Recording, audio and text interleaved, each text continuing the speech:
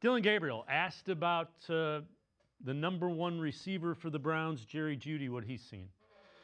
I'm the biggest fan of Jerry. You know, I would be surprised to find anyone that thinks more highly of him than me. You know, just the way he works, the way he attacks his day-to-day, but how much he loves the game as well. You know, he shows his passion, and he's a guy that we're going to rely on, I'll continue to rely on, and a guy we'll feed because, you know, he's a big part of what we do. So,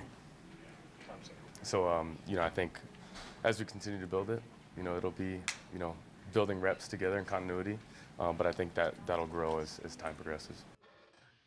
Again, he's handled his business well. That's what you should say as a guy coming in trying to get the number one receiver going. Yeah, I think there's a lot of confidence building with Jerry Jeudy right now going on in the Browns locker room and the coaching staff. And I think, you know, for Jeudy, he's certainly a talented player. We saw what he could do last year. For whatever reason, you know, he's had the lapses this season and too many drops and all of those things that have kind of cost the team early on in the season. So I think for the Browns, they know what he's capable of. And, you know, Stefanski earlier this week, you know, referred to Jerry Jeudy as the team's number one receiver and, you know, said all the right things. I think they're trying to build him up a little bit so he can get back on track because they will certainly need him, especially with Cedric Tillman out. You know, they don't have a lot of playmakers to get the ball in their hands. And, you know, Jerry Jeudy certainly has to step back up his level of play to what he was playing at last year in order for this team and this offense to be successful and move the football. All right, so when you look at the Browns offense, what do you expect to look different with Dillon Gabriel as the quarterback? So I think, you know, there are some things that he's going to bring to the table that have been dormant inside of this offense. First and foremost, you know, the staple of the Kubiak-style offense, the bootleg, you know, Joe Flacco wasn't much of a threat with that.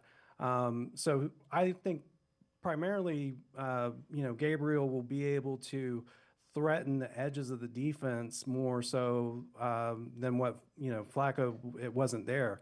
So whether that be with bootlegs and then also on the RPO, run pass option game, I think that that's going to be something that, you know, defenders, that will help the offensive tackles a little bit because, you know, the edge rushers were just pinning their ears back and coming straight after Flacco and shotgun. And, you know, even if he, you know, tucked the ball into the back's midsection, you know, they know Flacco is no threat to run the football. So that will cause them to pause for just a second just to see if Gabriel is going to, you know, pull the ball and run. So that'll help out a little bit. And, it, you know, that just leads to some more stuff in the quick game, being able to get the ball out quicker with some different arm angles to be able to help get the ball in those guys' hands, you know, very quickly. And Gabriel, one thing that's really great about him, he's really what I call an elite ball handler. So, you know, he has no wasted movement, very clean mechanically. So, and with his size, for some of those, you know, he gets behind those 300-pound linemen.